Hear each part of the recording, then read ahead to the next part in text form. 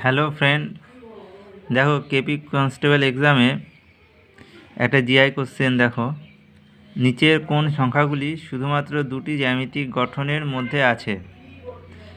এখানে আমরা অপশান থেকে শুরু করব। দেখো 9 আর 1, দেখো 9 দেখো একটা ফিগারের মধ্যেই আছে, তাহলে এটা হচ্ছে না, এটা বাদ চলে যাচ্ছে। 2 দেখো তিনটে ফিগারের মধ্যে আসছে, এটার মধ্যে আসছে, এটার মধ্যেও আসছে, আবার এটার মধ্যেও আসছে, তিনটে ফিগারের মধ্যে আসছে, তাহলে এটাও বাদ চলে যাচ্ছে।